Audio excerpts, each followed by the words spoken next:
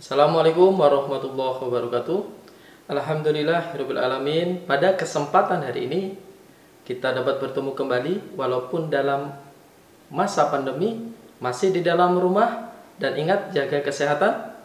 Pada kesempatan ini kita akan membahas satu materi, yaitu tentang sumber daya manusia yang ada di negara-negara ASEAN.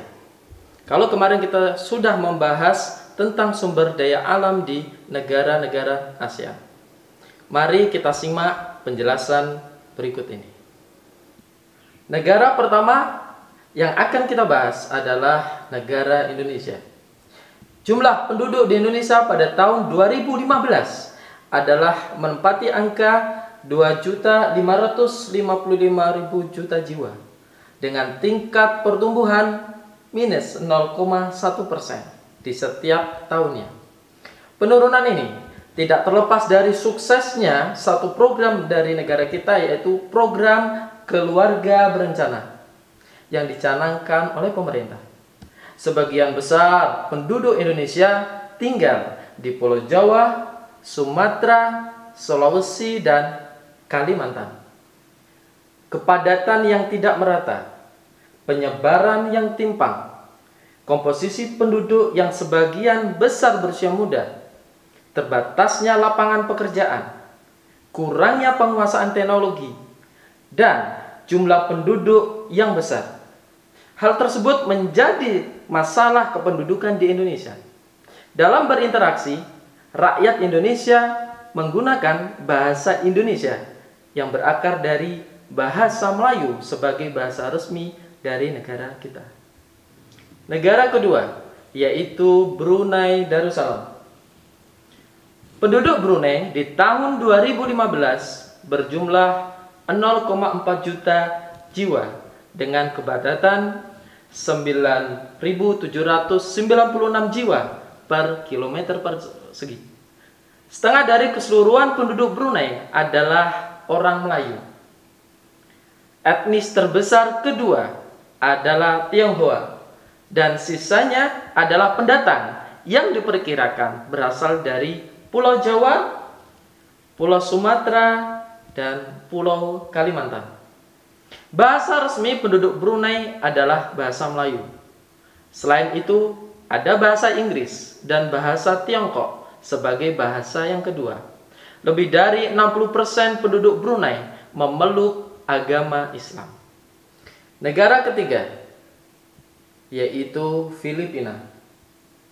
Di tahun 2015, penduduk Filipina sebesar 103 juta jiwa dengan pertumbuhan sebesar 0,1% per tahun.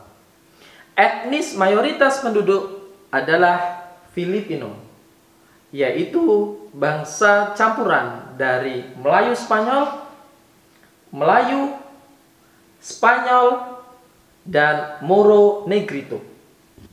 Agama yang paling banyak dianut adalah Katolik Roma 85%, Kristen 5%, dan Islam 7%. Sisanya adalah Buddha 3%. Bahasa Tagalog merupakan suku utama di Filipina. Bahasa resmi yang digunakan rakyat Filipina adalah bahasa Inggris dan bahasa Tagalog.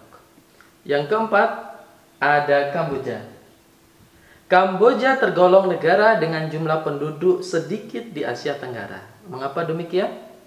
Ya, di tahun 2015, Kamboja tercatat memiliki penduduk yakni 15,4 juta jiwa dengan pertumbuhan sebesar minus 0,2% per tahun.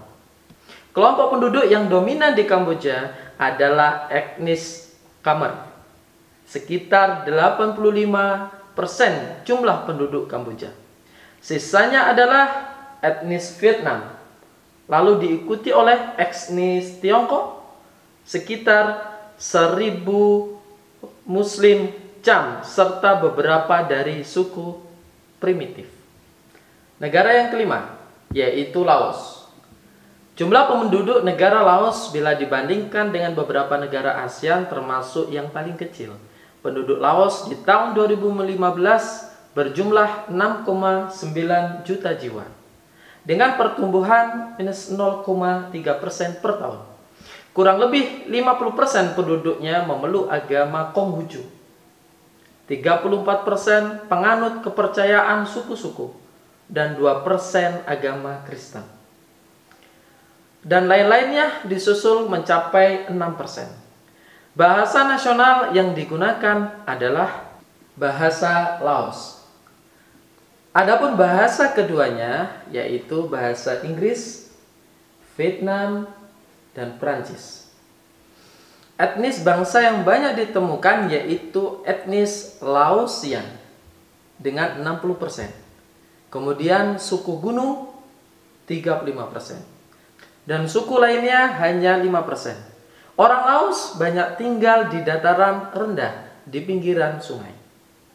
Yang keenam adalah Malaysia.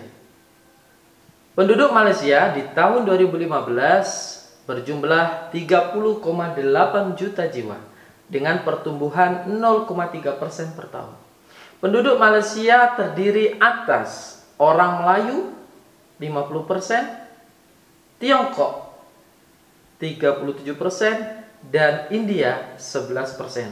Sisanya adalah orang-orang Eurasia atau Eropa dan keturunan bangsa-bangsa yang lain. Bahasa yang digunakan yaitu bahasa Malaysia. Bahasa tersebut hampir sama dengan bahasa Indonesia karena keduanya merupakan sama-sama berakar dari bahasa Melayu. Namun bahasa Inggris di negara Malaysia juga sering digunakan sebagai bahasa nasional. Kepadatan penduduk Malaysia di tahun 2015 mencapai 3.321 jiwa per kilometer persegi.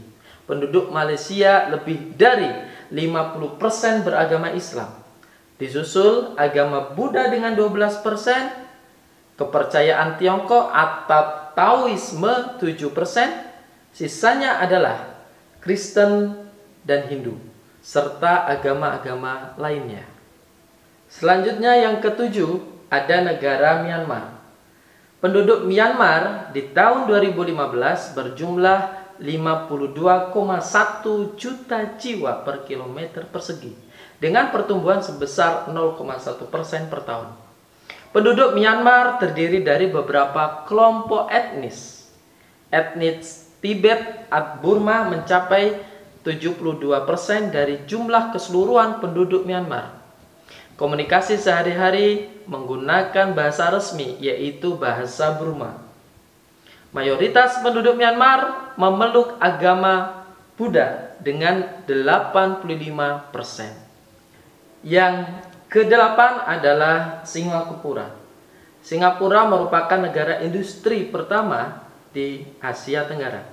Penduduk Singapura di tahun 2015 berjumlah 5,5 juta jiwa per kilometer persegi dengan pertumbuhan penduduk cukup besar yaitu 1,4% per tahun. Sebagian besar penduduk Singapura adalah keturunan Tiongkok 78%, orang Melayu 14%, dan orang India 7%, dan sisanya adalah suku bangsa lain yang ada di Singapura.